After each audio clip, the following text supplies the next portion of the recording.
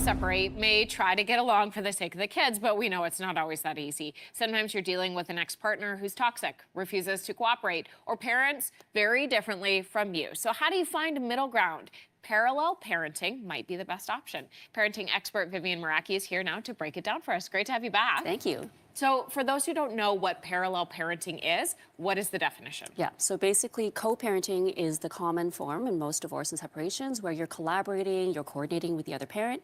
Parallel parenting is when that's not possible. So you're parenting independent of each other in the households, communication is as minimized as possible, and it's usually used in high conflict situations. I imagine, just by hearing that, there are going to be challenges in this. So what kind of challenges are we facing for parents who are opting for no communication over how to work this out? Yeah, so it can be really, really hard because of that.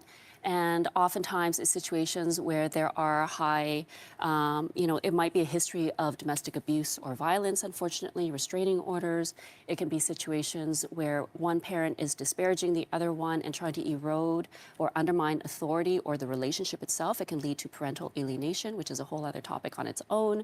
Sometimes we're dealing with substance abuse or mental health challenges that have been undiagnosed, behavioral issues that impact collaboration. But all in all, it is a situation where it almost sometimes can feel like every point of contact or communication can turn into a conflict or escalate more. Yeah, so there's many different reasons why you can end up here.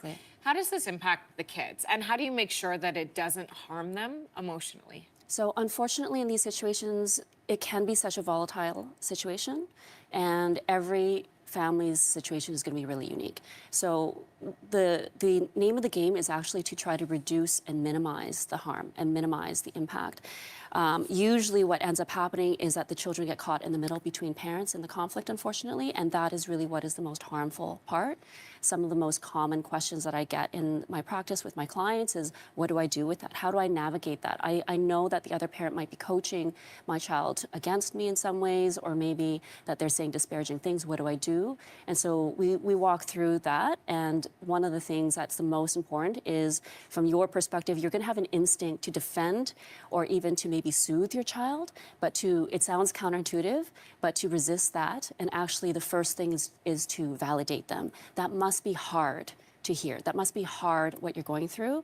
And what you want to do is really reinforce their self-trust and their critical thinking to assess for themselves what's going on. So it sounds something like, how do you feel about it? What do you think? Mommy or daddy said that, you don't love us anymore, that you broke up the family. Really hard things like that can come up sometimes. So you really want to work with your child on improving their self-trust and notice, what are you feeling, and then validate those things. And then you can ask them after all that, would you like to know what I think?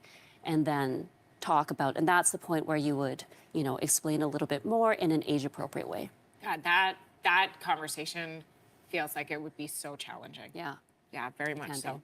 Even with no contact with the other parent, conflict can come up, especially if two parenting styles are very different. How do you navigate that? Yeah, so this is where it gets really, really difficult. I think the first thing is that in the event that there is communication, because it's unavoidable, there's going to be some, is that communication is kept as brief as possible, as well as sticking to the facts, leaving emotion out of it, and leaving it really child-focused. The second is that you can use neutral parent apps. So a lot of parenting apps are designed for this purpose.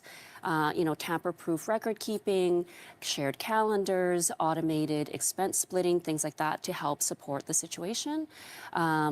You also, in those moments when you're communicating, an important thing to do is to pause. You don't have to respond right away.